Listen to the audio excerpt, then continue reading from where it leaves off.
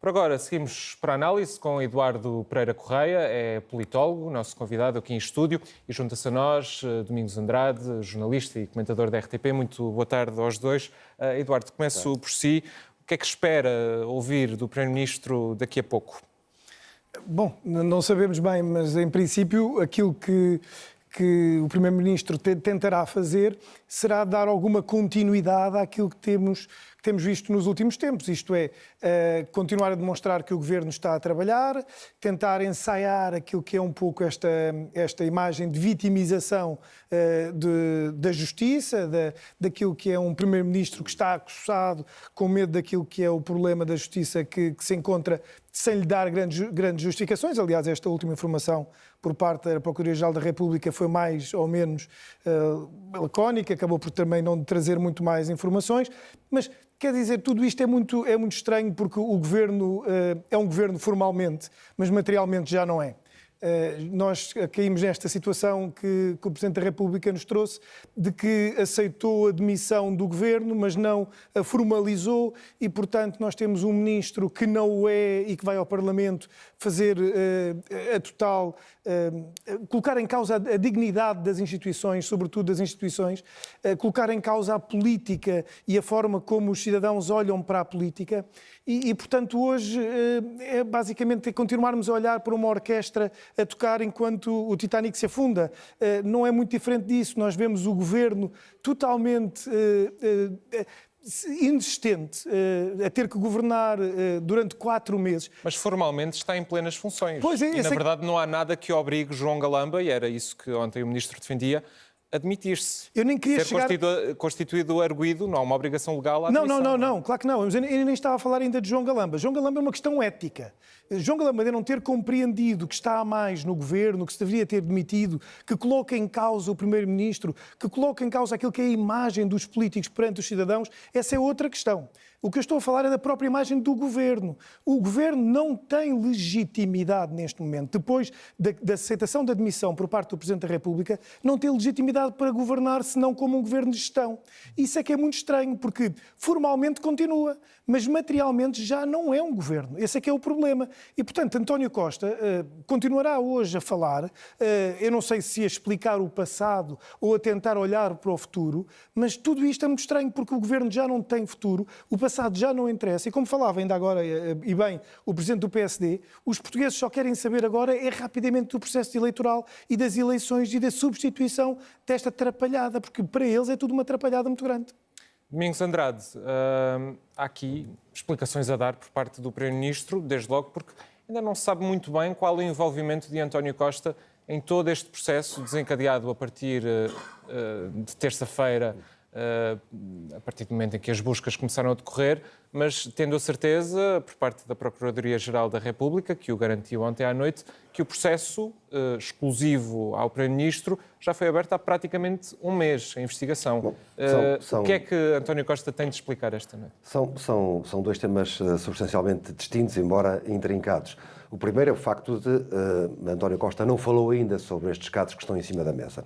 Não que esteja diretamente envolvido, ou possa estar diretamente envolvido, mas o facto do nome ter sido invocado por personalidades próximas dele, ministros, o chefe de gabinete, que o envolvem, pelo menos invocando o seu nome. Ora bem, António Costa foi, como sabemos, forçando aqui a nota, foi demitido por um comunicado, comunicado com um parágrafo lacónico da Procuradoria-Geral da República, assinado pela assessoria de imprensa. Depois disso, o que vem dizer ao país é que fez tudo o que podia pelo país nestes 8 anos e não houve até agora, exceto na declaração de sexta-feira à noite, não houve até agora nenhuma explicação de António Costa para estes investimentos em concreto. Ora, o que me parece é que, mantendo a ideia de que há político que é da política e há justiça que é da justiça, António Costa, que em relação à política teve este belo argumento do tal comunicado lacónico para se demitir, ou para se demitir não tendo que arcar com a dificuldade de de ver o seu chefe de gabinete envolvido da forma como está a ser envolvido pelas investigações. Mas não tendo ele que certificar, e portanto dizendo ele, nesta altura, porque não pode, porque não saberá, e dizendo ele que há justiça o que é da justiça, há política o que é da política, o que se espera da declaração desta noite é política. E aqui, enfim, não sabendo nós o que é que foram as conversas que ele tem tido nestes últimos dias e, sobretudo hoje, no seu círculo mais próximo com os seus ministros, a verdade é que António Costa tenderá a querer explicar que negócios são estes que estão em causa, qual é a importância destes negócios para o país, e aqui vamos rapidamente lembrar, estamos a falar essencialmente do lítio em Montalegre e em Boticas, ambos com alguns problemas, o de Montalegre com um parecer negativo inicialmente da Associação Portuguesa do Ambiente, que depois acabou por ter parecer positivo, mas com grandes protestos por parte da população, o das Minas da Barroca em Boticas, também esse, com grandes protestos por parte da população, mas sobretudo aqui tendo sido atribuído a uma empresa, a Luz aos Recursos, que fez a constituição dessa empresa, foi feita 3 dias antes da atribuição da concessão. Esses são os dois temas. E depois temos a questão de Sines. E aqui um deles, que é a questão do hidrogénio, que não saiu do papel, que juntava um consórcio de empresas, e outro, que é o Data Center, que envolvia, aliás, havia a perspectiva de, inclusive, poder servir de armazenamento para a própria Google, portanto, que era um negócio que parecia ser muito relevante para o país. Eu creio que o que António Costa hoje irá fazer, depois da saída dele, de se ter demitido, e sabendo que tem pela frente mais 4 meses de governo, é, sobretudo, dar alguma explicação sobre a relevância ou não destes negócios para o país. Creio que tenderá a não falar nem sobre João Galamba, nem sobre o ministro Duarte Cordeiro, até porque sobre João Galamba falará na terça-feira com o Presidente da República, e onde aí sim será tomada, se é que já não está tomada, mas podemos ir já a esse ponto, será tomada uma decisão sobre a manutenção ou não, durante os próximos 4 meses, do Ministro das Infraestruturas, João Galamba, como Ministro. Agora, o que António Costa tem aqui é uma necessidade de facto, explicar e mostrar que negócios é que são estes, qual é a relevância que eles têm para o país, o que é que estava aqui em causa. E vai ter essa necessidade porque, tendo 4 meses pela frente, ele precisa de começar a juntar alguns cacos. Desde logo, do próprio Partido Socialista, que sai de rastros desta investigação e dos casos destes últimos dias. É preciso não esquecer que estamos a falar, desde a maioria absoluta, de uma sucessão de casos e casinhos que avolumaram uma ideia de uma percepção de suspeição permanente sobre vários ministros e titulares de cargos públicos nomeados por este governo. Portanto, António Costa tem aqui essa necessidade, em primeiro lugar, porque isto já não é um casinho, é de facto um tema muito sério que levou à admissão do Primeiro-Ministro e, portanto, à convocação de eleições. Mas que resposta política, Domingos, é que António Costa pode dar hoje, a partir do momento em que o consultor informal está, nesta altura, a ser interrogado judicialmente, apresenta um juiz, e, ao longo do resto do dia, até meio da tarde, o chefe de gabinete, entretanto demitido, esteve também presente a um juiz, e esta semana foi encontrado, no dia das buscas, 75 ou 78 mil euros, não se sabe bem, em dinheiro vivo, guardados em plena residência oficial do Primeiro-Ministro. Que explicação política é que pode dar António Costa? Eu creio que António Costa tem aqui uma necessidade muito clara de separar este caso daquilo que aconteceu com José Sócrates e, sobretudo, de tentar mostrar e provar que ele não é José Sócrates. Porque, neste momento, na opinião pública, a ideia que se forma, a percepção que se cria é que é tudo farinha do mesmo saco. E tem necessidade de explicar aqui claramente que negócios é que são estes e qual é a relevância que estes negócios que têm para o país. Enfim, e a oposição pode seguir esse caminho também. Num exercício de especulação. Mas não deixa de ser, não deixa de haver uma necessidade de se perceber claramente que tipo de negócios é que estão aqui em causa. E a oposição pode seguir esse caminho também de acusações e de comparação com José Sócrates?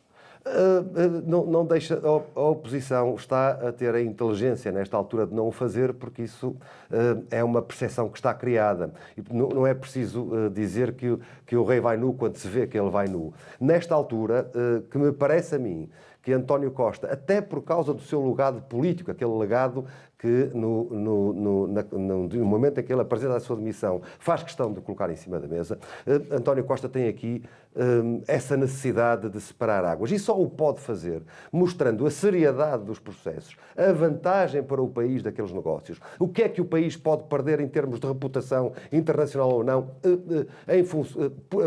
por a existência ou não daqueles negócios. E esse é um dos temas. O outro tema que me parece essencial é de tentar manter alguma normalidade democrática.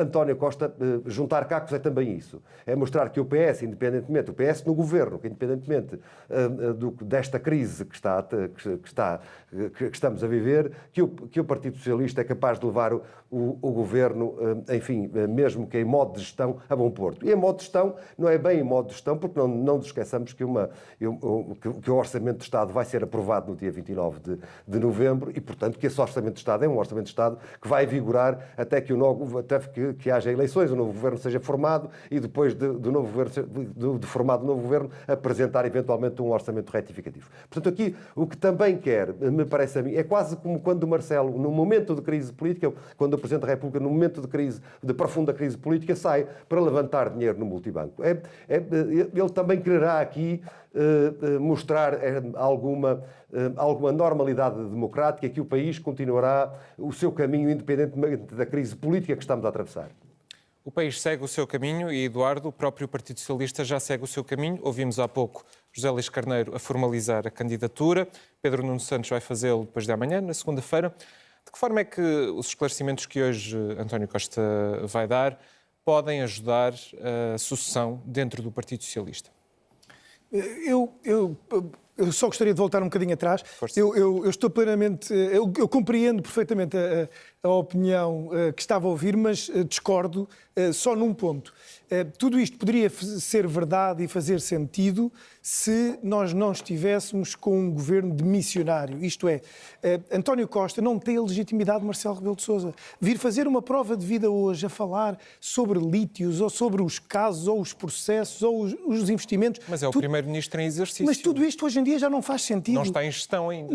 Mas isto não faz sentido hoje em dia, porque nós estamos numa crise política de tal forma... Repare, nós acabámos de ter... O Primeiro-Ministro vai falar daqui a pouco mais de uma hora e pouco. Uma hora e meia. Nós tivemos há meia hora um ministro seu a dizer eu estou aqui, porque ele é ministro do governo de António Costa, a dizer eu estou aqui para vir substituir aquele senhor que vai falar daqui a uma hora e meia.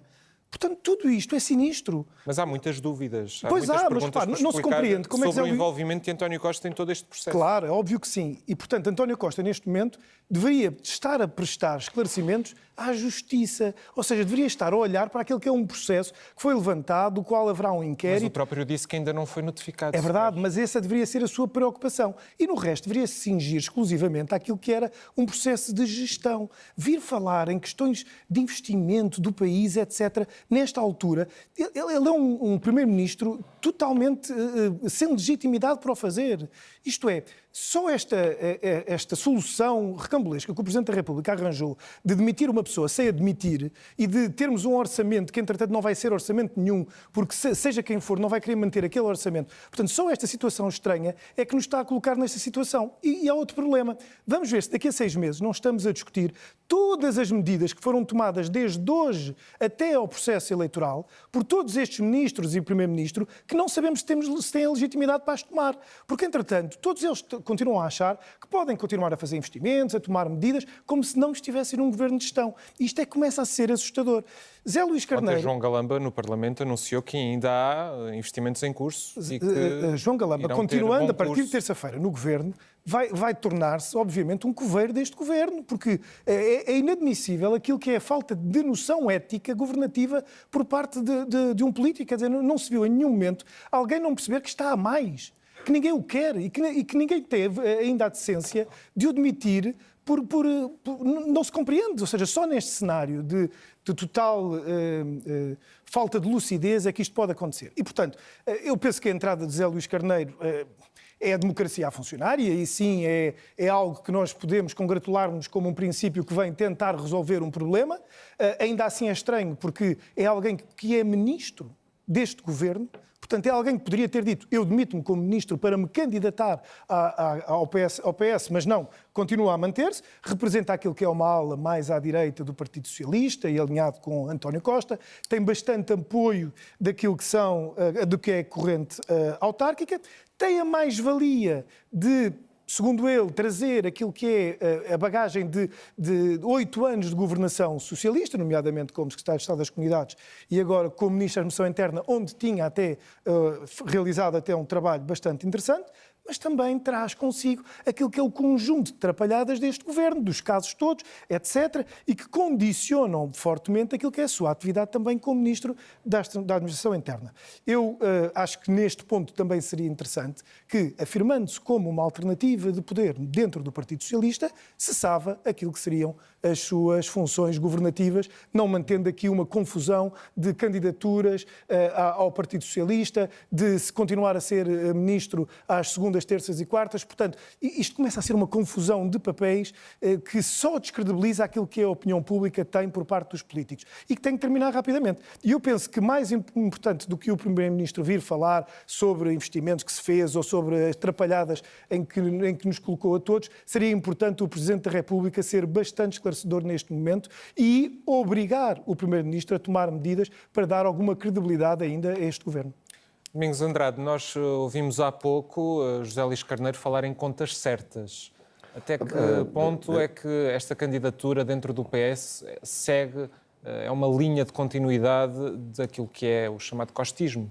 Sim, José Luís Carneiro, sendo um homem e um político tão racional, tentou aqui invocar ou convocar muito o lado simbólico. Porquê é que eu digo isso? Ponto número 1. Ele escolhe apresentar a candidatura formalmente, porque o fez na sexta-feira à noite, na reunião do Partido Socialista, erradamente, porque, enfim, um erro político, porque aquele é o momento de António Costa, foi o momento de despedida de António Costa, mas voltando ao tema, ele fê-lo em Coimbra, portanto, escolhendo o centro e mostrando também aí, de algum modo, que ele se posiciona ao centro. E isto sempre por contraponto àquilo que será a candidatura apresentada na segunda-feira de Pedro Nuno Santos, claramente um homem assumidamente mais à esquerda. Ele assume-se como alguém que está no elevador da democracia e que tem um percurso político executivo, como Presidente da Câmara, depois como Ministro, mostrando a obra feita e, sobretudo, tentando mostrar aqui que é o homem do diálogo, é o homem do centro, não tinha nada ainda para dar de novo, para além do simbólico, que não fosse dizer ao que é que ele vem e dizer como é que ele se posiciona do ponto de vista político, porque uma moção estratégica apresentará, como ele próprio disse, em devido tempo no Congresso. Agora, tem uma grande dificuldade dentro do próprio partido José Luís Carneiro. Tem uma grande dificuldade por múltiplas razões, a começar pelo facto de não ter a base, depois o sentido de oportunidade que começou a perdê-lo no momento em que anuncia, como disse no final da Comissão Política do Partido Socialista, e depois é um homem que não tem as bases, porque sabendo-se e mencionando-se muitas vezes o nome dele como eventual candidato à liderança do Partido Socialista, de facto, as bases nesta altura estão maioritariamente com Pedro Nuno Santos, pelo menos é o que apontam grande parte dos pequenos estudos de opinião que vamos vendo a proliferar por esta altura. Então, Pedro Nuno Santos tem essa vantagem relativamente a José Luís Carneiro. Agora, ele também tem tempo. Este é o momento em que ele apresenta a sua candidatura, assume o legado de António Costa, isso é absolutamente claro. Ele, aliás, deixa 2 testemunhos. Um deles é sobre aquilo do que é que foi o papel de António Costa, e, portanto, defendendo o legado de António Costa, e o segundo é dizendo que, independentemente das diferenças que possa haver com candidatos que se venham a apresentar, essas diferenças que possam existir durante a campanha eleitoral são diminutas face àquilo que é a entrega que ele pretende continuar a fazer ao Partido Socialista. José Luís Carneiro assume aqui todo o legado de António Costa, assume, portanto, que estes 8 anos foram anos fundamentalmente positivos, mas depois tem o ponto. E o ponto central de todo o discurso, quanto a mim, é dizer, de facto, o país precisa de reformas e vai apresentar um pacote de reformas na administração pública que são absolutamente essenciais. É essa, de resto, a maior crítica que tem sido feita a António Costa ao longo destes anos, que é o facto de não ter havido uma única reforma de fundo, daquelas que marcam o exercício político de um governo, não houve nenhuma reforma de fundo ao longo destes 8 anos, a não ser aquilo que foi a devolução de rendimentos e enfim, e sobretudo uma tentativa de manter o Estado Social ativo. E claro, a questão das contas certas. As contas certas é um legado dos governos de António Costa. Por contraponto, também lá está aquilo que foram as contas, os legados, por exemplo, do governo de Sócrates, e esse legado, todos os candidatos que houver, para além de Pedro Nuno Santos, se houver mais algum, vão querer, obviamente, colocá-lo em cima da mesa. Um termo, contas certas, que veio de Mário Centeno, quando era Ministro das Finanças. E, Eduardo, Mário Centeno, agora, enquanto Governador do Banco de Portugal, deve também explicações, tendo em conta a notícia conhecida hoje de que a Comissão de Ética do Banco de Portugal vai avaliar a conduta do Governador, sendo público que aceitou a proposta para chefiar um governo sem que houvesse eleições, apesar de depois essa ideia ter sido recusada pelo Presidente da República. Mário Centeno deve explicar-se ao país? Eu não compreendi se Mário Centeno alguma vez se exprimiu dizendo que aceitaria isso. Eu acho que Publicamente, não. Pois, essa foi uma proposta por parte de António Costa e eu penso que, mais uma vez, foi aquilo que foi uma diversão de António Costa, uma diversão política.